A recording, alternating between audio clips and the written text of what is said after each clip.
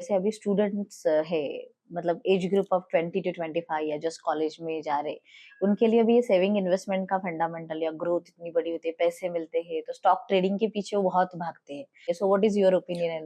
देखिए, मैं इसमें एक ही चीज बोलूंगा कि इसमें मार्केट का कोई रोल नहीं है और इसमें सिंपल रोल है आपकी कितनी महत्वाकांक्षा है। तो यंगस्टर्स की प्रॉब्लम क्या है, उनको कोई सही गाइड करने वाला मिल नहीं रहा है। Whatever they are seeing on YouTube, उस बंदे का कोई ऑथेंटिसिटी नहीं है जो यूट्यूब पे आ रहा है। वो कौन है, क्या उसका एक्सपीरियंस है, क्या उसको नॉलेज है, क्योंकि real people will not go on YouTube and tell people why would I go and I have my own work. तो आई डोंट अंडरस्टैंड। तो वो यूट्यूब पे उनको लगता है कि हमें सारा ज्ञान मिल गया।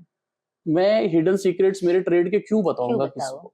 कोई नहीं यूट्यूब पे आके क्यों बताऊंगा कि मैं अल्फा कैसे जनरेट करता हूँ? ये मैंने 20 साल में सीखा है, मैंने गलतियां की है और मेरे क्लाइंट्स के साथ रहकर उस चीज को सीखा और मैं फ्री में दे दूंगा यूट्यूब पे आके 15 मिनट के अंदर just for viewership. It is bullshit. You earn 100 rupees, तो 30, let's suppose 30 rupees government tax में ले जाएगी, तो गवर्नमेंट को दे दो 30 रुपीज। तो जो गवर्नमेंट को 30 रुपीज दिए, तो वैसे ही 30 रुपीज आप अपने लिए रख लो फॉर सेविंग्स कि मुझे बाद में रिटायरमेंट के टाइम या आफ्टर 20 ईयर्स मेरे को भी चाहिएंगे पैसे। और बाकी जो बचे 40 रुपीज, उससे अपनी आप लाइफ को एंजॉय करो। Welcome in the KD Sushma channel. Wealth management business तो हमने सीखा है, but wealth management is one of the important part in the business actually that need to be taken care. As a individual भी उतना ही important है, business के लिए भी उतना ही इंपॉर्टेंट है। तो उसके लिए क्या क्या करना होता है? मार्केट में बहुत सारी इंफॉर्मेशन है, गूगल पे आपको मिलती है, यूट्यूब पे मिलती है, और बहुत सारी चीजें मिसगाइड करने वाली भी होती है। कभी लॉस होता है, कभी प्रॉफिट होता है, उसके चक्कर में ये करे ना करे, ऐसे बहुत सारे सवालों के साथ शायद आप खड़े होंगे। तो दो maybe you are student, maybe you are startup businessman, maybe you are growing businessman, और अगर आप हाउसवाइफ भी हो, कुछ कर रहे हो नहीं कर रहे हो, doesn't matter for that. Investment is for every one of you ना। कमाते हैं या फिर जो बचाते हैं उसको ग्रो कैसे करने हैं, उसके लिए हमें ये बेसिक नॉलेज जरूरी है। सो मैं कहूंगी कि फाइनेंशियल लिटरेसी के पार्ट पे ग्रोथ हम कैसे अचीव कर सकते हैं, उसके लिए आज का ये इंटरव्यू, आज का ये वीडियो स्पेशली आप सबके लिए है। और आई होप कि इससे बहुत सारी इंफॉर्मेशन आपको मिलेगी कि हम हमारी जर्नी ग्रोथ के मोड पे कैसे लेके जा सकते हैं। शायद किसी को चिंता होगी कि मुझे 40 साल के बाद काम ही नहीं करना है, तो रिटायरमेंट में अर्ली कैसे कर सकता हूँ? Is it possible also? ऐसे बहुत सारे सवाल होंगे आपके मन में। तो आइए हम जानते हैं कुंदन जी से कि ये मतलब जो एक्सपीरियंस उन्होंने अचीव किया है, ये ग्राउंड पे जो भी काम चलता है, उससे हमारे ये सवाल बहुत आसान हो सकते हैं और हम इस जर्नी में आगे लेके जा सकते हैं। So welcome sir in the channel. बहुत अच्छा लगा आपसे मिलके। नमस्ते सुषमा जी, मुझे भी बहुत खुशी हुई आपके इस चैनल पर आके। yes. और अगर मेरी नॉलेज से कुछ भी आपके दर्शकों को, ऑडियंस को फायदा हुआ मेरे एक्सपीरियंस से, तो definitely I will try my best to give. जरूर। और एक्चुअली ये टॉपिक इतना इंटरेस्टिंग है, पैसा कमाना है, बढ़ाना है, तो जरूर मतलब उससे बहुत सारे लोगों की मतलब हेल्प तो जरूर होने वाली ही है। तो लाइक अबाउट यू, आप एक्चुअल में मतलब आपका जो पोर्टफोलियो है या फिर आप क्या करते हैं? देखिए, मैं म्यूचुअल फंड डिस्ट्रीब्यूटर हूँ और मैं 2004 से full time mutual fund distribution के काम में हूँ टिल नाउ। तो my bread and butter comes from this business only. मैंने मेरा पेरेंटल बिजनेस भी इन्वेस्टमेंट्स का ही रहा है। मेरे फादर के पास पोस्ट ऑफिस और LIC का काम रहा हुआ है, तो मेरे पास काफी एक्सपीरियंस है। मैं जब 12th क्लास से था, लाइक 1998 से, so I was with my father, उनकी हेल्प कर रहा था। तो I have like deep knowledge of post office, insurance products, bank products. तो ये हमारा पूरा फैमिली बिजनेस है। तो इसके लिए, और उसके बाद मैंने after my graduation in 2002 and post graduation 2004, तो I decided that I will go with mutual funds. मुझे लगा कि future is mutual funds, so I left all this insurance and post office things and now I am 100% into mutual funds. तो मैं इसी से ही मेरे clients की सारी जो फाइनेंशियल सॉल्यूशंस हैं, जो उनकी गोल्स हैं, उनको कोशिश करता हूँ। सिर्फ इंश्योरेंस जो है वो पार्ट म्यूचुअल फंड्स प्रोवाइड नहीं करते हैं, तो उनके लिए क्लाइंट्स को जाना पड़ता है बाहर, कि हेल्थ इंश्योरेंस हुई या टर्म इंश्योरेंस, लाइफ इंश्योरेंस। बाकी म्यूचुअल फंड आपकी सारी जरूरतें पूरी कर सकता है। आपके सारे छोटे गोल्स, शॉर्ट टर्म गोल्स और long term goals like retirement और child education, everything will be taken care of by mutual fund products. Okay, okay, that's great actually. So coming to like to start the video, बहुत basic से हम चालू करते हैं तब advance तक मतलब जाएंगे। बिल्कुल। तो बहुत सारे लोगों को ये सवाल होता है कि मैं सेविंग कर रहा हूँ या इन्वेस्टिंग कर रहा हूँ, तो मतलब वो वहां पे ही बाइफरगेट नहीं करते। देखिए, काफी सारे लोगों के दिमाग में यूं बोलेंगे कि उनको विजन नहीं होता है क्लियर, हम्म, और इस वजह से only in my personal experience only like 2% और 3% people reach to that financial freedomness, Okay. और पूरा जो प्रॉपर जो यूज होता है, क्योंकि सबको क्या रहता है कि after 2 to 3 years they use to redeem out their money, hmm, तो सेविंग्स में बहुत अंतर होता है।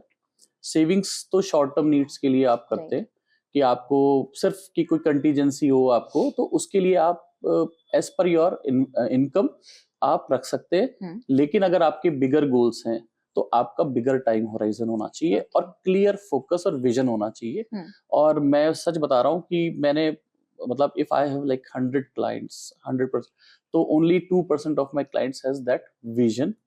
what I can do is I can just show as a guide, show that vision. I right. try to visualize them.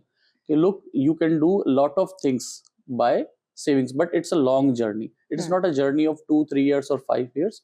It is the journey of 30 years, because if someone is at the age of 30 wants to retire at age 60, then it's a 30-year journey. Right. तो इस 30-year journey में उसके दिमाग में बहुत सारे ऐसे सवाल आते हैं कि क्या पता मैं अचीव कर पाऊँ, मतलब Yeah. ये गलत तो नहीं कर लगता रहा है, हूँ, हाँ. राइट पाथ पे तो जा रहा हूँ। Yes. तो he keeps on like moving from one place to another place. That is what the problem is. So one should have a clear focus and goal कि ये जो मैं सेविंग कर रहा हूँ उसका पर्पस क्या है। तो अगर आप अपनी सेविंग्स को गोल बेस्ड बना लें कि ये एक्स अमाउंट मैं मेरी चाइल्ड एजुकेशन के लिए है, ये एक्स अमाउंट मेरे घर के लिए है, एंड ये एक्स अमाउंट मेरे रिटायरमेंट के लिए है, Okay. तो journey will be very smooth. जो मंजिल है वो आपको साफ नजर आने लगेगी, लेकिन आफ्टर 3 4 5 years और 6 years ऑफ टाइम, काफी लोग 3 to 4 years में ही हाँ. हार जाते हैं, और फिर वो नई जर्नी शुरू करते हैं नए प्रोडक्ट के साथ, नए गाइड के साथ, नए एडवाइजर के साथ। फिर उनकी वही जर्नी 3 4 साल चलती है, और फिर वो वापस से फिर हार से. जाते हैं। तो बहुत इंपॉर्टेंट है कि विजन होना, और ये अचीव होता है, बस कोई इनको समझाने वाला और दिखाने वाला मिले। एडवाइजर होता है, उसका ही ये रोल होता है कि वो राइट प्रोडक्ट और रिटर्न्स निकालने का काम नहीं होता है उसका। उसका काम होता है अपने इन्वेस्टर के बिहेवियर को मैनेज करना, क्योंकि आपके बिहेवियर से ही आपका पैसा बनेगा। अगर आपने पेड़ लगाया और आपको पता नहीं है कि ये 5 साल बाद फल देगा, तो आप तीसरे साल इंतजार कर रहे हो, चौथे साल इंतजार कर रहे हो, यार फल नहीं आ रहे हैं, और आप 5वें साल जब आने वाले थे आपने उसको पेड़ को काट दिया कि नहीं आ रहे। हाँ, फिर आप क्या करोगे, फिर वापस बीज लगाओगे, फिर इंतजार करोगे। तो 99% लोग ऐसा ही कर रहे हैं, उनको पता ही नहीं होता है कि हम इन्वेस्ट क्यों कर रहे हैं। बस किसी ने कहा कि म्यूचुअल फंड एसआईपी अच्छी होती है, तो they are putting money into SIP. Market में थोड़ी सी वॉलेटिलिटी आती है और वो रिडीम कर लेते हैं, डर जाते हैं, वो कहते हैं कि इससे बढ़िया तो हम गोल्ड में कर लेते हैं। गोल्ड चलता है, गोल्ड में चले जाते हैं, रियल एस्टेट चलती है, रियल एस्टेट में चले जाते हैं। पर ऐसे नहीं करना होता है, आपको समझना होता है कि कौन सा प्रोडक्ट किस काम के लिए बना हुआ है, उसी हिसाब से आप निवेश करें और आपको 100% वो गोल सारे अचीव होंगे। तो इसका मतलब पेशेंस जरूरी है, बहुत जरूरी है। और आप में पेशेंस नहीं है तो आपको एडवाइजर की जरूरत है, इसीलिए जरूरत है, वो आपका बिहेवियर ही मैनेज करता है। बट इस पूरे इसमें प्रोसेस में अगर एडवाइजर हो तो आपको सही रास्ता पता सकता है कि आपके विजन कैसे अचीव किए जा सकते हैं उसके। बिल्कुल, डेफिनेटली। जब आप कोई महंगा घर बनाते हैं तो आप एक आर्किटेक्ट हायर करते हैं ना, राइट, इंटीरियर डिजाइनर हायर करते हैं ना, वो उसको कितना सुंदर बनाता है, एक एक स्पेस की प्रॉपर यूटिलाइजेशन करता है। तो सेम कोई भी कंसल्टेंट किसी भी फील्ड का होगा, तो उसको हायर करने से वो आप, चूंकि आप स्टार्टिंग जब आप अर्न कर रहे होते हो एट लाइक एज ऑफ 24-25, 100% आपकी सेविंग्स बहुत छोटी होती है, तो आपको क्या लगता है कि मुझे जरूरत नहीं है।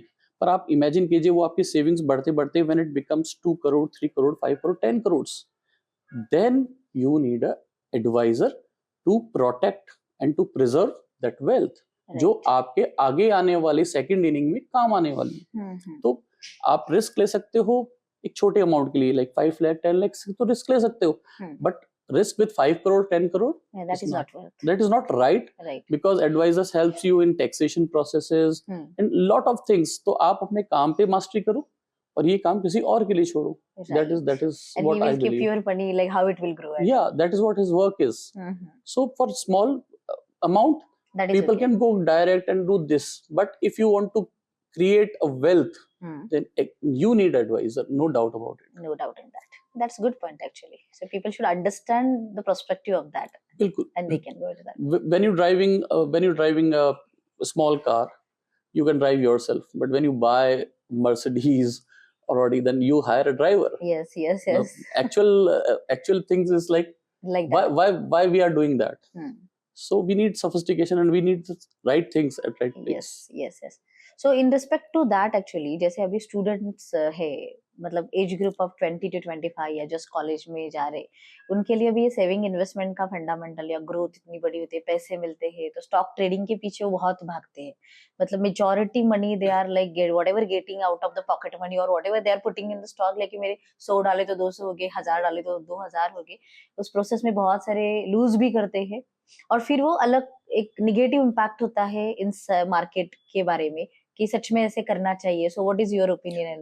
देखिए, मैं इसमें एक ही चीज बोलूंगा कि इसमें मार्केट का कोई रोल नहीं है और इसमें सिंपल रोल है आपकी कितनी महत्वाकांक्षा है. अभी क्या है कि everybody wants to get rich quick. सबको बहुत जल्दी पैसे वाला बनना है और बहुत सारा पैसा कमाना है और फिर उस पैसे को मेटेरियलिस्टिक चीजों पे खर्च करना है. ठीक है, तो अब इसमें क्या हो रहा है कि आपको पता ही नहीं है कि कोई शॉर्ट तरीका है, लॉन्ग तरीका है, आपको पता ही नहीं कि एक्चुअलिटी में जब आपने अपनी लाइफ 1 एज से 25 ईयर्स एज तक निकाली, आपने कमाना शुरू किया, तो आपकी लाइफ जो है ना 25 साल से लेकर 60 साल तक भी जाने वाली है. तो इतनी जल्दी क्या है? Why you want to earn everything in next 5 years? किसको इम्प्रेस करना है? ठीक है, तो और सबको करना है, ये सारे काम सबको करने हैं कि मेरे पास बहुत सारे पैसे होंगे and people will respect me. ऐसा सबको ऐसा लगता है, but that is the problem जहां पर they are losing their hard earned money and they are losing their most important valuable time. क्योंकि जो इस वक्त आप करेंगे इन्वेस्टमेंट्स, वो आपको बाद में कंपाउंड होंगे. वही तो पैसा बढ़ेगा. लेकिन आप अभी तो पैसे को आप एक्सपेरिमेंट्स में लगा रहे हो इधर उधर के, मैं कैसे भी फास्टेस्ट वे में इसको काम को कर लूं. तो एक तो प्रॉब्लम हो रही है इसमें यंगस्टर्स की प्रॉब्लम क्या है, उनको कोई सही गाइड करने वाला मिल नहीं रहा है. Whatever they are seeing on YouTube, उस बंदे का कोई ऑथेंटिसिटी नहीं है जो YouTube पे आ रहा है. वो कौन है, क्या उसका एक्सपीरियंस है, क्या उसको नॉलेज है. क्योंकि real people will not go on YouTube and tell people why would I go and I have my own work. तो आई डोंट अंडरस्टैंड. तो वो YouTube पे उनको लगता है कि हमें सारा ज्ञान मिल गया. मैं हिडन सीक्रेट्स मेरे ट्रेड के क्यों बताऊंगा किसको? YouTube पे आके क्यों बताऊंगा कि मैं अल्फा कैसे जनरेट करता हूँ? ये मैंने 20 साल में सीखा है, मैंने गलतियां की है और मेरे क्लाइंट के साथ रहकर उस चीज को सीखा और मैं फ्री में दे दूंगा YouTube पे आके 15 मिनट के अंदर just for viewership. It is bullshit. कोई भी बड़े से बड़ा आदमी आपको लगता है कि वो YouTube पे आ रहा है, टीवी पे आ रहा है, इसका मतलब नॉलेज है. नहीं, it is all everything is for sale. तो आपको समझना चाहिए कि आप अपना टाइम भी दे रहे हो, इसकी बजाय आप जेन्युइन किसी गाइड को जो उसका एक्सपर्ट है, मास्टर, इसने अपनी पूरी जिंदगी निकाली है, आप उसकी फीस दो ना उसको. और अपना पैसा बनाओ. वो भी अपना पैसा इसलिए तो कर रहा है वो काम. आप डॉक्टर के पास जाते हैं, डॉक्टर ने पढ़ाई करी, इतनी मेहनत करी, उसके बाद भी तो आप उसको पैसे देते हो, तभी आपको ठीक करता है. तो आपको कोई चीज फ्री में नहीं मिलेगी. आपको लगता है मैं यूट्यूब से कुछ सीख लूंगा, तो यस यू कैन. आपको सीखने को मिलेगा बेसिक नॉलेज, ABCD, सेंटेंस बनाना. लेकिन आपको नॉवल लिखना या आपको कुछ भी लिखना, वो आपको वहां नहीं मिलेगा. You need a master for that. और वो आपको ना किसी कॉलेज में मिलेगा. ये फाइनेंशियल लाइन ऐसी है तो नहीं मिलेगा. तो आपकी महत्वाकांक्षा है जो आपको खत्म कर रही है. दूसरा एक पॉइंट है जो मैं बहुत नोट किया है यंगस्टर्स को लेके, मैं भी उस एज से गुजरा हूँ, कि अभी जिंदगी जी लो, कल हो ना हो. ये ऐसा सबको रहता है कि यार आज एंजॉय कर लो और हम तो जिंदगी भर कमाएंगे. तो आज क्या हुआ? But I am telling you all the youngsters guys, क्योंकि मैं भी आपकी एज से निकल के आया हूँ. Right now my age is 44. ठीक है, तो जो एनर्जी आप में काम करने की 25 to 35 होती है, वो एनर्जी 35 to 44 और फिर 45 के बाद नहीं रहने वाली है. नंबर 1. तो आपको लगेगा हम जिंदगी भर कमाएंगे, तो इतनी एनर्जी से तो नहीं कमाने वाले हो. तो जो अभी आप कमा रहे हो उसको आप अभी सेव करोगे तो उसको बाद में एंजॉय. और बात ही कि अभी तो हम एंजॉय करने की उम्र है, बाद में तो रिस्पॉन्सिबिलिटीज आ जाएंगी. ऐसा भी लोग सोचते हैं, तो ये भी गलत सोचते हैं. मैं आपको बताता हूँ कि मैं भी ऐसा सोचता था. तो मेरा ये कहना है आपको कि आपकी एंजॉयमेंट की लाइफ तो 35 से और 55 तक आएगी, क्योंकि उस वक्त आपकी जेब में बहुत सारे पैसे होंगे. आपके पास EMI, क्योंकि आपने 25 to 35 आपने पैसा जोड़ा है, या 40 तक आपने पैसा जोड़ा है. 40 में भी आदमी यंग होता है, एनर्जेटिक होता है. मैं हूं आपके सामने और मेरी जेब में बहुत सारे पैसे हैं, बच्चे भी बड़े हो गए, लाइबिलिटीज नहीं है, वाइफ है. उसके साथ आपके पास अगर जेब में पैसे हैं तो एंजॉय करो, पूरी दुनिया घूमो. जो आप गैजेट्स लेना चाहते हो लो. अभी क्योंकि आपने 15 ईयर्स अगर आपने पैसे सेव किए, तो बाद में आपकी पूरी लाइफ आप उन पैसों से ही बहुत पूरी दुनिया भी घूम सकते हो, क्योंकि उस वक्त आप अर्न भी कर रहे हो और आपकी एक सेकंड सोर्स ऑफ इनकम भी उसी अमाउंट से जनरेट हो जाती है। आप कभी भी, अच्छा इसमें कोई बहुत सारे अमाउंट की जरूरत नहीं होती पैसे जोड़ने के लिए, अगर आप 500 रुपीज भी जोड़ सकते हो तो जोड़ना चाहिए। जोड़ना चाहिए। और लाइफ को जीना है तो उसके भी मैं कई फॉर्मूलेज बता सकता हूँ, बहुत सिंपल है, बताता हूँ कि लेट्स से कि यू अर्न 100 रुपीज, तो 30, let suppose 30 rupees government tax में ले जाएगी, तो गवर्नमेंट को दे दो 30 रुपीज। तो जो गवर्नमेंट को 30 रुपीज दिए, तो वैसे ही 30 रुपीज आप अपने लिए रख लो फॉर सेविंग्स, कि मुझे बाद में रिटायरमेंट के टाइम या आफ्टर 20 ईयर्स मेरे को भी चाहिएंगे पैसे। और बाकी जो बचे 40 रुपीज, उससे अपनी आप लाइफ को एंजॉय करो। इस फॉर्मूले पे अगर आप चलेंगे तो ही आप आगे वाली अपनी लाइफ को, जो अपन फाइनेंशियल फ्रीडम कहते हैं, वो आप अचीव कर पाएंगे। बाकी जो आज की जनरेशन है वो लोन और ईएमआई पे पहले चलती है, पहले जाके आईफोन खरीदेंगे। अब मेरा सवाल ये होता है कि आपको किसको दिखाना है आईफोन खरीद करके? 90% people actually do not use all the functionalities of iPhone, and actually तो उनकी इतनी सैलरी नहीं है कि वो अफोर्ड कर सके, ठीक है? तो भी they are showing it off, to whom they are showing, to their like peer group, वो भी तो उनके जैसे ही हैं। तो why you want to show a wrong image? अगर आप सही इमेज दिखाएंगे तो बाद में और अभी में बहुत डिफरेंस आपकी लाइफ के अंदर ही आएगा, आपको सेटिस्फेक्शन मिलेगा। और ये सब मेटरिस्टिक है, आप एक चीज करेंगे तो रोज नई चीजें आपके सामने आएंगी। तो इम्पोर्टेंट है आपको 30% आप जो गवर्नमेंट को जितना टैक्स दे रहे हैं उतना आप अपने लिए जोड़ लीजिए और बाकी से आप अपना चलाइए। तो कहने का मतलब ये कि पहले आप सेविंग्स कीजिए, फिर सेविंग्स के बाद जो आपके पास पैसा बचे उससे आप अपना पूरे मंथ का बजट बनाइए। और आप ये रूल एक्चुअली वैसे ही फॉलो करना चाहिए। लोग पहले एक्सपेंडिचर करते हैं और बचा हुआ होता है उसको सेव करते हैं। तो आपको पहले ये मेरे को सेव करना है, और मैंने फॉर्मूला ही बता दिया बहुत सिंपल, जितना गवर्नमेंट को टैक्स दे रहे हो उतना अपने लिए भी रख लो, क्योंकि गवर्नमेंट आपका 30% 35% लेती है, तो गवर्नमेंट भी तो ले रही है, उसको दे रहे हो तो मान लो और दिया के लिए, वो आपके पास लौट करके वापस आएगा। और वो जो आएगा, और मैं तो इतना भी और बोलना चाहता हूँ कि अगर 15 ईयर्स का आप कोई भी कंपाउंडिंग टेबल पे एक्सेल पे निकाल के देखेगा, तो आफ्टर 15 ईयर्स वो उसके पास इतने पैसे हो जाएंगे कि वो जो प्रेजेंट इनकम बना रहा है, मतलब इज अर्निंग, उतनी उसकी सेकंड सोर्स ऑफ इनकम आने लग जाएगी। तो जो लोगों को फाइनेंशियल फ्रीडम एक्चुअली चाहिए होती है वो उनको वो 15 ईयर्स के बाद आती है, बिल्कुल मिलेगी। और फिर वो जो काम करेगा अपने पैशन के लिए करेगा, अपने शौक, पैसे के लिए नहीं करना पड़ेगा उसको। और like lot of people do not understand this vision कि हमको ये कर क्यों रहे और क्या वाकई ऐसा होता है, क्या सचमुच में ऐसा 15 ईयर्स बाद होगा? वो लगेगा 15 ईयर्स बाद तो पता नहीं क्या राजा की क्या प्रजा। आप समझ रहे हो, मैं रहूं ने, मैं तो आज ही, मेरे को तो ये आम आज ही खाना है, ये तो मेरे को चीज आज ही खानी है। तो फिर तो आपको बाद में you have to struggle and you have to work. बहुत अच्छे एग्जाम्पल्स है, हम कई बार कोट करते हैं कि one is Amitabh Bachchan, he is still working, and one is Sachin Tendulkar, who is retired at the age of 40. Why? Because आपने कैसे अपने प्लान किए फाइनेंशियल्स को, it is all hidden there. Yes. पैसों को मैनेज करना और पैसों को अपने लिए काम पे लगाना, बिल्कुल। That is actually the true fact. So जैसे आपने रूल बताया 30-30-40 का, तो उसमें अगर हम ये समझे कि 30 मेरे लिए बचा के रखने हैं, so in what are the avenues I should invest my money?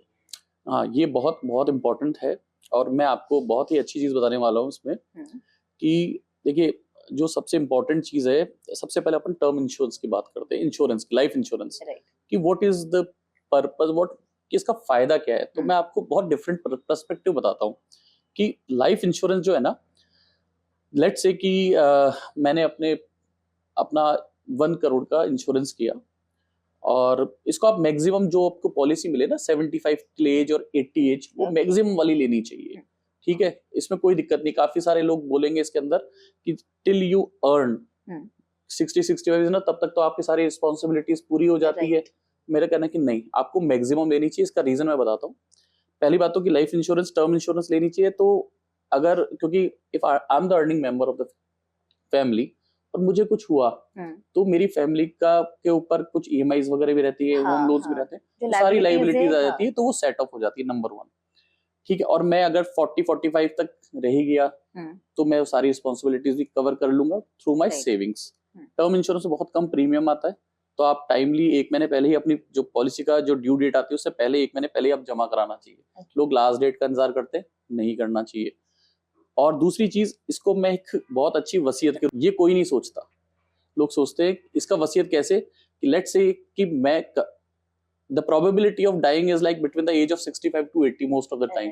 Right. So if I die before 80, let's say I have a policy till my age of 80, if I die at 79, then my family will going to get 1 crore for sure. Okay. If let's say I'm not rich enough, I'm not from a wealthy family, but I can make my family rich. That's really true. It's a different perspective. Yeah, actually, it's a we different can say. perspective. Any middle class guy can think of 1 crore, 2 crore, 3 crore.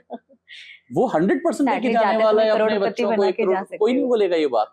Because like what we are talking about, but I'm telling you, guaranteed है, कैसे भी death होगी, चाहे आपकी accidental हो, चाहे आपकी natural हो, आपकी फैमिली को जो भी आपने इंश्योरेंस लिया है वो 100% आपके बच्चों, इससे बढ़िया आप क्या देके जाएंगे? आप तो आप करोड़पति बना के जा रहे हो, करोड़पति बना के जा रहे हो। ये एक नया पर्सपेक्टिव कि आपको करवाना इसलिए चाहिए कि मैं अपने बच्चों को करोड़ रुपए का चेक, वो अगर मैं इससे पहले मैं जिंदा रहा तो वैसे भी करोड़ रुपए कमा के दूंगा। आई एम अ प्रोडक्टिव गाय, मैं तो कमा के दे रहा हूँ, मैं मेरी फैमिली के लिए हूँ ना अर्निंग, जाऊंगा तब भी दूंगा और जाऊंगा तब भी दूंगा। तो आपके अंदर एक वो आ गया ना गोल, कि why I am doing a term insurance because I want to see my family rich. क्या गलत है इसके अंदर? मैं कुछ गलत थोड़ी कर रहा हूँ, लेकिन लोग बाग इस पर्सपेक्टिव से सोचते नहीं।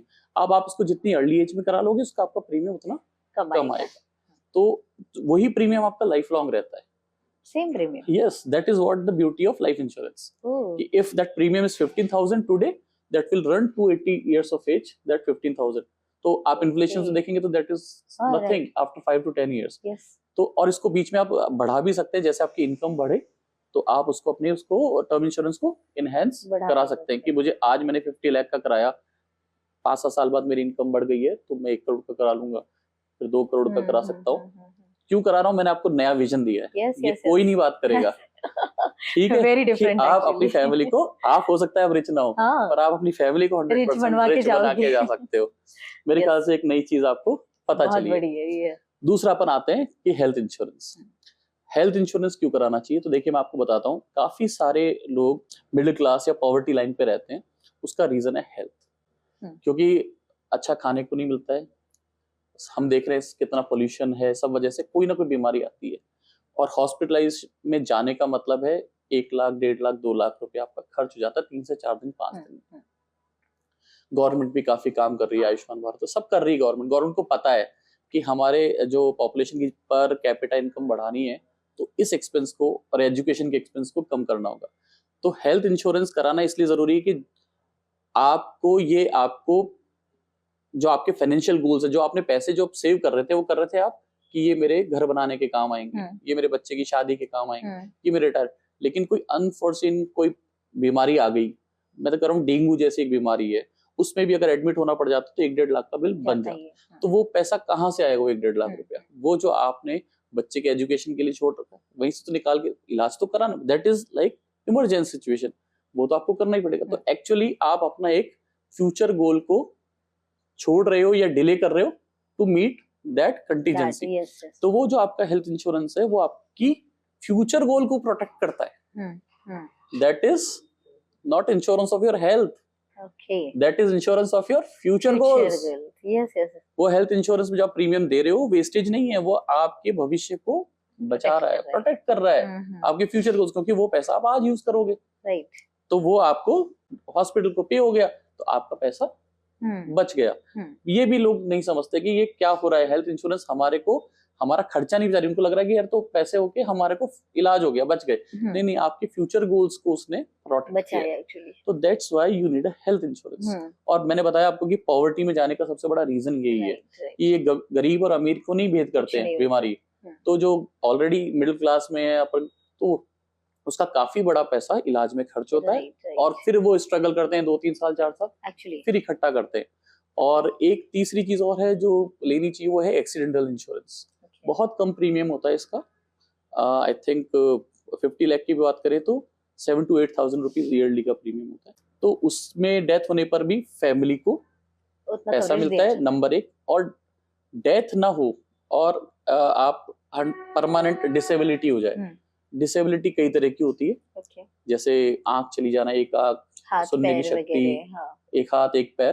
तो जो अर्निंग मेंबर है, अगर ऐसा हो जाएगा तो वो जिंदा भी है without income, now that has become the liability. Right, तो ये कराने से भी जो फाइनेंशियल बर्डन है वो खत्म होता है। तो इस पे भी आप, मेरे ख्याल से फर्स्ट टाइम आपने सुना होगा इस एक्सीडेंटल इंश्योरेंस के बारे में। तो एक ये प्रोडक्ट भी सबको कराना चाहिए, एटलीस्ट जो अर्निंग है यस, उनको कराना ही चाहिए, कि वो ये सब चीजें आपकी फाइनेंशियल आपको प्रोटेक्ट करके रखती हैं। और अपन रोज बाजार में घूमते हैं तो अच्छा, एक्सीडेंट का मतलब भी इसके अंदर रोड एक्सीडेंट नहीं है। एक्सीडेंट का मतलब एनी एक्सटर्नल फोर्स जिसकी वजह से आपको इंजरी हो। तो अभी हम बात कर रहे हैं पंखा ही गिर जाए मेरे ऊपर, हाँ, मैं मतलब सीढ़ियों में स्लिप होके गिर जाऊं, हो जाए, okay. हाँ, तो मैं सीढ़ियों में स्लिप होके गिर जाऊं, हाँ, हाँ, हाँ, कुछ भी, ऐसे कुछ भी हाँ, it is not about only road हाँ, एक्सीडेंट। okay, तो okay. नाम एक्सीडेंटल इंश्योरेंस है, बट तो एक्सीडेंट होने के there are lot of Right. Probabilities, Yes, yes.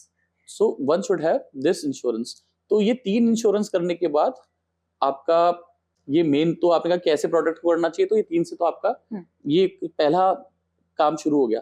Second, you should plan for contingency, everybody talks about emergency funds, Right, right. तो वो आप उसके लिए भी प्लान कर सकते हैं। तो उसके लिए आप अपने बैंक की एफडीज को, इनको यूज कर सकते हैं। म्यूचुअल फंड में भी लिक्विड फंड्स होते हैं, शॉर्ट टर्म इनकम फंड्स होते हैं, क्योंकि हमें उसमें रिटर्न्स की जरूरत नहीं है। हमें हमारी इनकम का कि 2 लाख रुपए 3 लाख रुपए इतनी इमरजेंसी आए तो आई कैन हैंडल, उतना इकट्ठा कर लीजिए। Now what you have done, आपने अपना प्रेजेंट को सेव कर लिया, फ्यूचर गोल्स के लिए काम करने में इजीनेस हो जाएगी। अब फ्यूचर गोल्स को भी जिन मैं 2-3 तरह की आपको एग्जांपल्स दूंगा, कि अगर आप मंथली इनकम आती है आपके, तो आप इसके थ्रू जा सकते हैं म्यूचुअल फंड के, जो बहुत बढ़िया टूल है। आप डिसिप्लिन रहेगा, हर महीने अपने आप पैसे कटते हैं बैंक से और आपके पैसे जुड़ जाते हैं। कई मुझे बिजनेसमैन ऐसे मिलते हैं जो कहते हैं कि हमारे मंथली इनकम ही नहीं होती, तो वो लमसम इन्वेस्टमेंट करें, but horizon should be longer. तो आपको समझ में आ गया कि सेविंग कंटीजेंसी के लिए करनी चाहिए, और लॉन्गर टर्म के लिए इन्वेस्टमेंट के लिए आप म्यूचुअल फंड्स के काफी प्रोडक्ट हैं जो कोई भी एडवाइजर आपको गाइड कर देगा कि आपको क्या प्रोडक्ट लेने चाहिए, क्या रिटर्न्स एक्सपेक्टेड है, आपके गोल्स में कितना टाइम बचा हुआ है। तो उस टाइम के हिसाब से आप कैलकुलेट करके आप प्रोडक्ट चुन सकते हैं, and that will help you to achieve the goals. तो जैसा आपका गोल रहेगा, आपको वैसे प्रोडक्ट सजेस्ट करके और आपको विश्वास करके उस पे चलना पड़ेगा। And it is a long process, not a short process. कोई फास्ट तरीका नहीं है, पैसा बहुत जल्दी आप कुछ वेल्थ क्रिएट कर पाए। करोगे। So actually, I'm really impressed to know about the perspectives you have given. जो है, मतलब करोड़पति बन सकता है, कोई भी बन सकता है, that is the biggest point, मतलब किया जा सकता है वैसे भी। अभी जैसे आपने वो सारे सेगमेंट्स बताए कि एक्सीडेंटल, लाइफ, हेल्थ इंश्योरेंस जो भी होगा, and about the part of investments, कि जैसे म्यूचुअल फंड हम करते हैं, अभी बहुत सारे लोगों को ये भी लगता है कि हम आरडी कर सकते हैं बैंक के साथ, एफडीज होती है और म्यूचुअल फंड होता है, तो उसमें मतलब कौन सा ऑप्शन बेटर होता है, कब बेटर होता है और कैसे करना चाहिए? देखिए, आरडी भी अच्छी होती है, पोस्ट ऑफिस की आरडी थी, पॉपुलर थी, लेकिन अगर आपका होराइजन 5 ईयर्स से अबव है, तो मैं आपको म्यूचुअल फंड के एसआईपीज, स्पेशली इक्विटी एसआईपीज के थ्रू जाने के लिए बोलूंगा। कंटीजेंसी में जब आपका टाइम होराइजन 2 साल 3 साल ही हो, तो फिर बैंक की आरडीज, पोस्ट ऑफिस की आरडीज आर फार बेटर, क्योंकि म्यूचुअल फंड्स में क्या होता है, थोड़ा इक्विटी का पार्ट होता है, तो we can not predict the returns की क्या रहेगा मार्केट। तो शॉर्ट टर्म होराइजन के लिए आपको पोस्ट ऑफिस, बैंक, आरडी, इनके साथ जाना चाहिए। और लॉन्ग टाइम होराइजन के लिए, अच्छा, इसका बहुत इंपॉर्टेंट रीजन है, दैट इज इन्फ्लेशन। एक्चुअली क्या होता है कि शॉर्ट टर्म में तो ठीक है, हमें पैसे की जरूरत है, तो we can not take the volatility, कि भाई लेट्स से कि I have invested 1 lakh rupees और मुझे 1-1.5 साल बाद चाहिए, तो उसकी अगर वॉलेटिलिटी की वजह से बाजार किसी वजह से गिर जाए तो मुझे 90,000 रुपीज मिलेंगे, तो I will not be happy, मेरा काम नहीं होगा। तो आपको फिर बैंक या जैसे म्यूचुअल फंड में भी डेट प्रोडक्ट्स होते हैं, तो उनके थ्रू आप समझ करके, और यू कैन पार्क देयर, तो वहां पे जो भी रिटर्न्स है वो मतलब that is better way. Short time horizon के लिए आपको डेट की तरफ ही जाना पड़ेगा, और लॉन्गर टाइम होराइजन में mutual funds easily beat inflation, क्योंकि इन्फ्लेशन भी 7 to 8% नॉर्मली चलती है। तो आप अगर एफडी में और इसमें लॉन्ग टर्म के लिए रहेंगे, तो एक्चुअली आपका पैसा ग्रो नहीं हो रहा है, तो फिर कोई मतलब नहीं है। तो हम म्यूचुअल फंड्स में क्यों जा रहे हैं, बैंक की गारंटेड रिटर्न्स को छोड़ के, कि हमारे को हम इन्फ्लेशन को बीट कर पाए। ये एक मेन पर्पस रहता है कि why people, if someone has a horizon of like say 10 years or 12 years, 15 years, 100% he should go with this equity schemes and everything, so that he can beat the inflation. Okay. Main concern है wealth creation होनी चाहिए. पैसा बढ़ेगा जब आप उसको, क्योंकि 15 साल बाद वो मेरे काम आना चाहिए पैसा. तो ये इन्फ्लेशन को हम काउंट नहीं करते. हमेशा हमारे दिमाग में एक चीज रहता है कि सेफ्टी, सिक्योरिटी, मेरा पैसा मैंने बहुत मेहनत से कमाया, ये सेफ रहना चाहिए. तो वो सेफ्टी में ही आप ना एक्चुअली आप किल कर रहे हो पैसे को. आप risk, that is also a risk. Right. तो जैसे आपने शॉर्ट टर्म में बताया, शॉर्ट टर्म में जैसे एफडी, आरडी, क्योंकि बैंक फिक्स रिटर्न देता है. इवन म्यूचुअल फंड में भी आपके पास वैसे ऑप्शंस होते हैं जो मतलब शॉर्ट टर्म के लिए आप डेप्ट में, डेट फंड्स कहते हैं हम उनको. उसमें भी अलग अलग कैटेगरी ऑफ फंड्स होते हैं कि आपको सिर्फ 5 days के लिए पैसे लगाने हैं.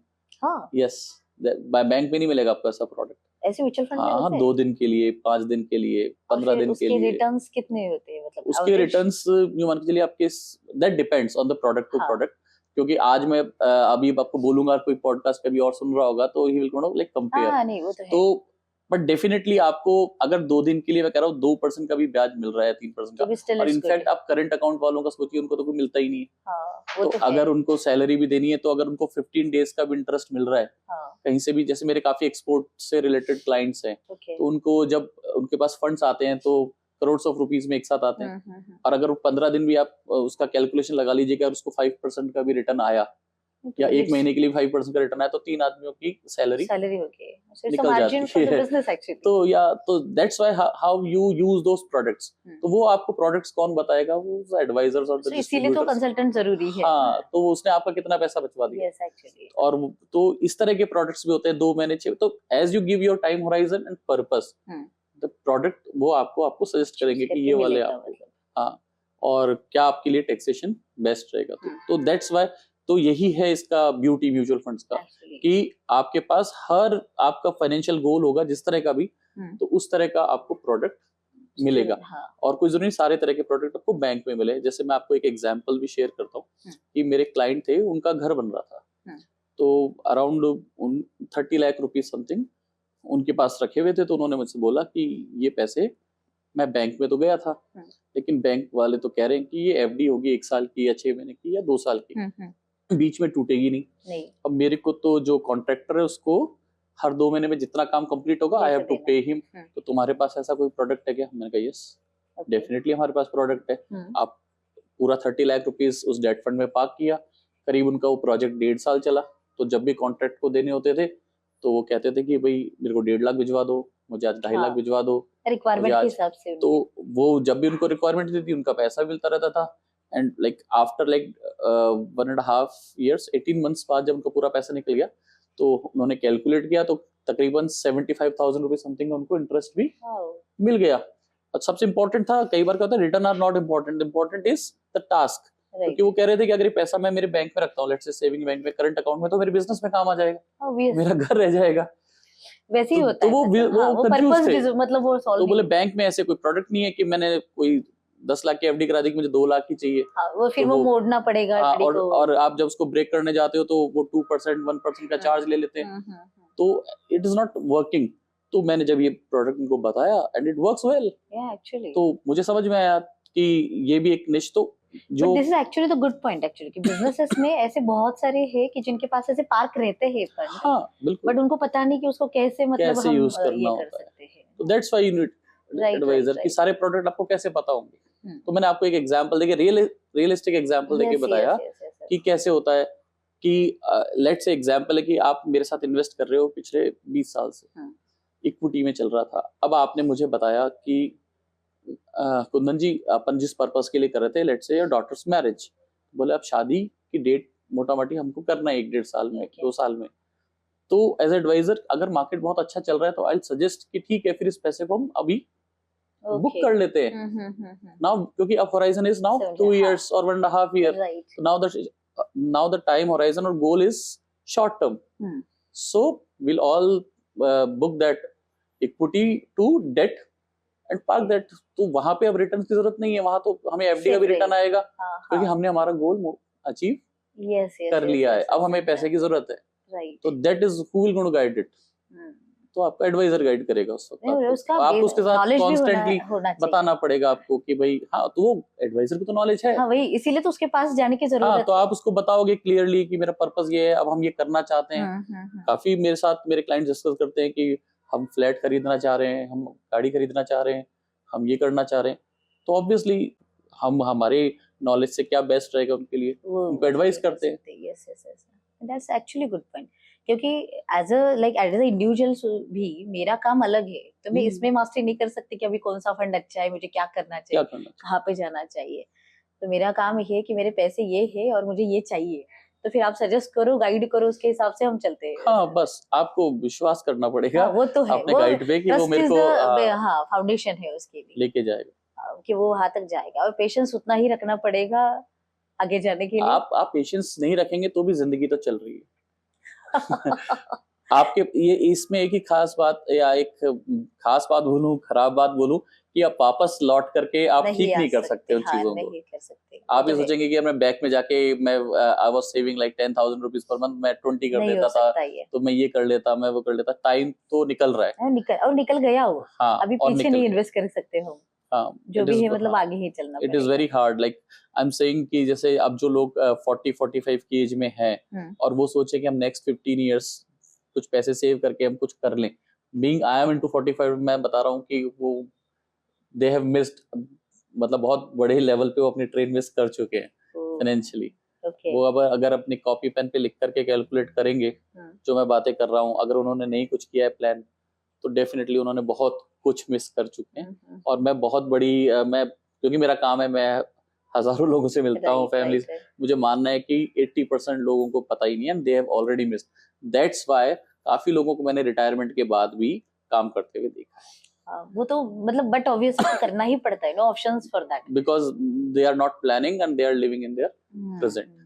और सबसे इम्पोर्टेंट है शोइंग ऑफ में, सबसे ज्यादा शुरू में ही मेंशन किया कि वो शोइंग ऑफ वाला जो काम है ना, वो बहुत खराब है।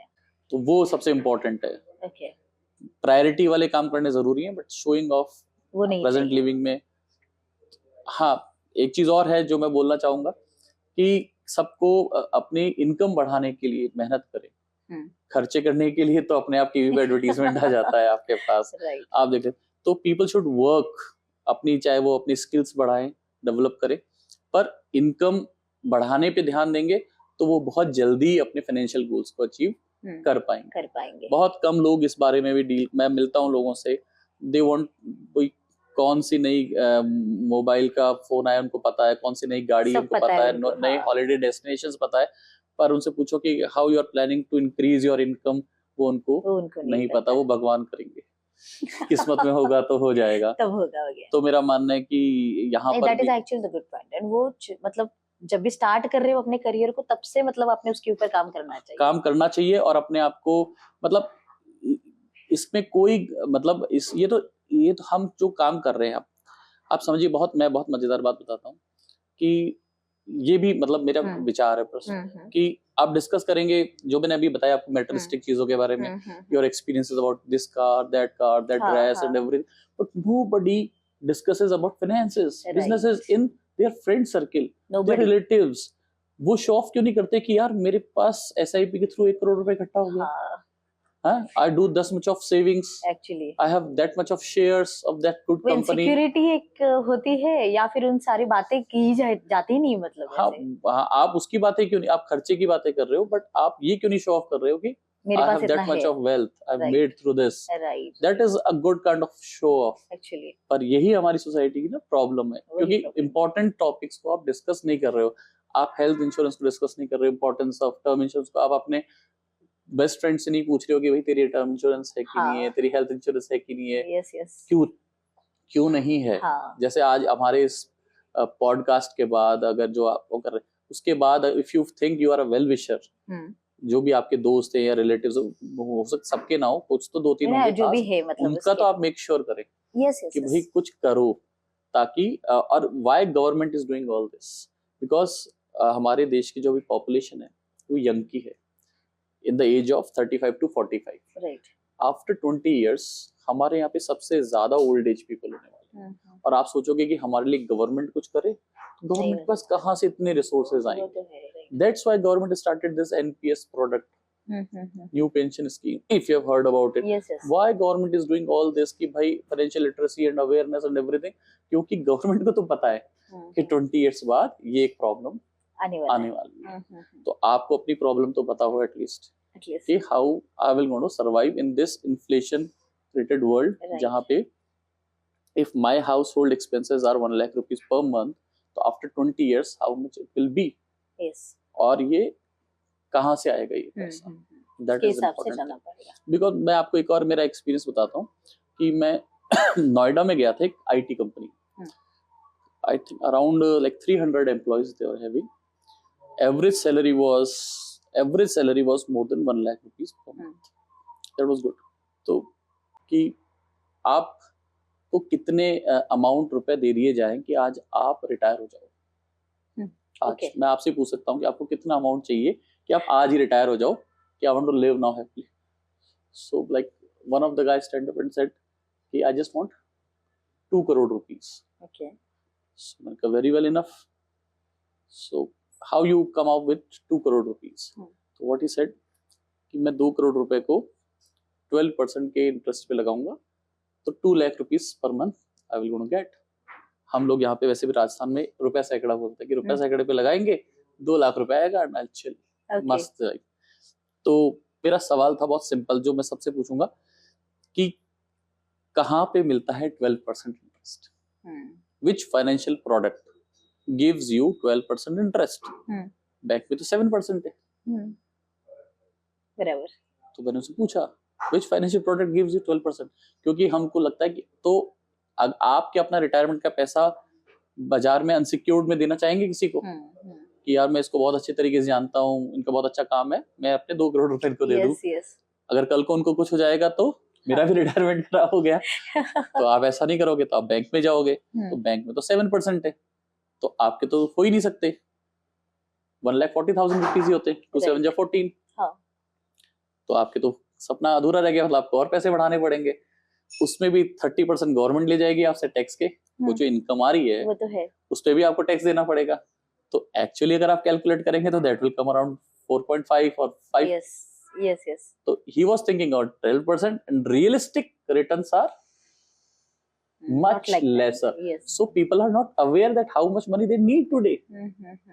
He hasn't discovered. उसने काउंट ही नहीं किया. इन्फ्लेशन तो भी उसने काउंट ही नहीं की है कि आज उसको 2 लाख में खुश है, 10 साल बाद 2 लाख तो कम पड़ेंगे उसको.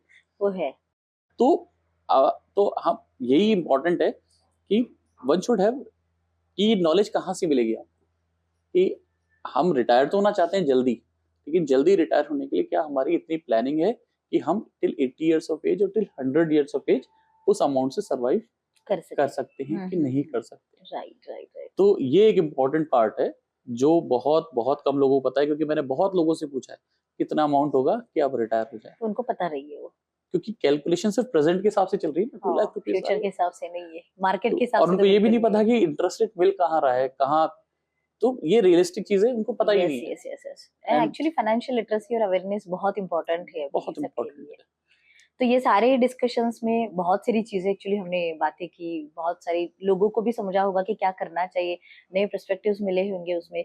सो as a investor, any person, any individual और anything, like what are the qualities they should have? Simple, he should invest, he should be lazy. Okay. Once he invest, not active investors are not good, not active advisors are also good. Okay.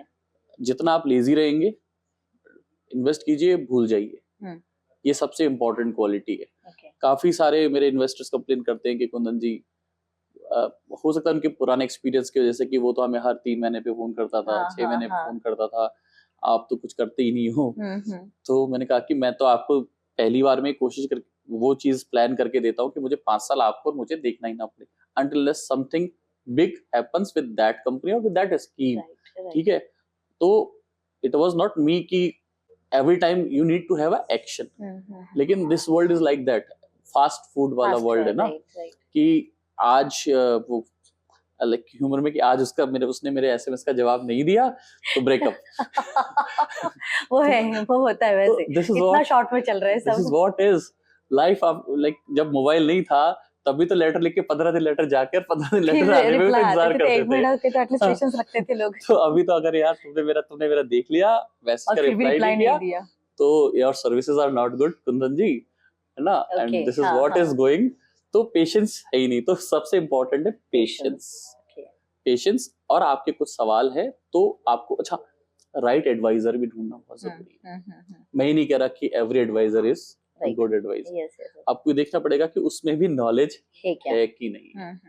क्योंकि government तो चाहती है कि लोग invest करें, तो I think 12th पास भी एक आदमी बन सकता है। मैं नहीं कह रहा कि वो इंटेलिजेंट नहीं होता, सीखने की कोई प्रॉब्लम नहीं है, वो खुद अगर पढ़ के सीख के और वो अवेयर है, उसको लेटेस्ट चीजों के बारे में पता है, तो he is good. It's not about education, it is about कि how much your advisor is good at his work. Yes, तो आप मिल के ही आप पता कर सकते हैं। क्वेश्चंस पूछिए आप जितने ज्यादा आपको लगता है कि इसको नॉलेज है, तो वो पक्का लॉजिकल आपको सेटिस्फाई करने वाले जवाब देगा।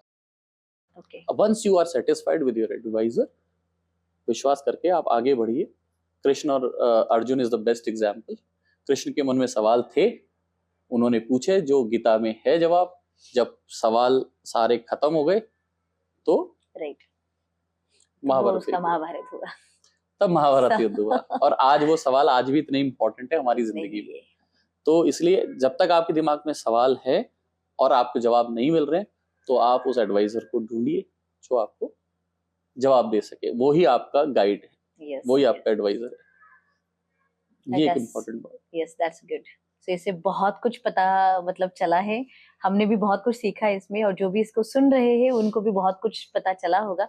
So thank you so much for your time and the knowledge you have shared with us, your experience you have shared with us. And audience के लिए भी बताऊंगी कि फाइनेंशियल लिटरेसी सच में बहुत बड़ी बात है, जो हम आज के दुनिया में इग्नोर मारते हैं एक्चुअली, कि हाँ मुझे सब पता है, ऐसे इसमें जिया जाता है, और शायद वेल्थ जनरेशन का जो पार्ट है वो कैसे मिस करते हैं। And I like the points actually कि मतलब 35-40 के बाद हम सोचते हैं कि चलो अभी करे, तो तब तक समय चला गया है, अब कुछ नहीं किया जा सकता। Perspectives are more important to see the things and to create the things. तो वो भी बहुत बड़ी बातें मतलब हमने इसमें की है। सो डेफिनेटली ये वीडियो आपको बहुत हेल्प करेगा वेल्थ जनरेशन के लिए एंड ग्रोथ के लिए आपके लाइफ में। आप सेफ कैसे चल सकते हो, और जो भी प्रोडक्ट्स यहाँ पे बताए गए, हेल्थ इंश्योरेंस हो, टर्म इंश्योरेंस हो, एक्सीडेंटल इंश्योरेंस हो, उसकी अहमियत कितनी है, और हमें मतलब वो कैसे पोर्टफोलियो को डाइवर्स करके इसके आगे चलना चाहिए। So thank you so much, sir, once again for Thank this you, all Sushma the ji. things and knowledge. Thank you Sushma ji, आपने मौका दिया, मैंने अपने एक्सपीरियंस से कुछ चीजें शेयर की है, और हो सकता है कि मेरे इस चीजों से लोगों को कुछ Yes, yes, काम जरूर, आए, कुछ डेफिनेटली मिथ खत्म हो। यस, फायदा होगा। नॉलेज सिर्फ लेना जरूरी नहीं है, और उसके ऊपर एक्शन भी होनी चाहिए, इम्प्लीमेंटेशन भी होना चाहिए। So don't forget to take action.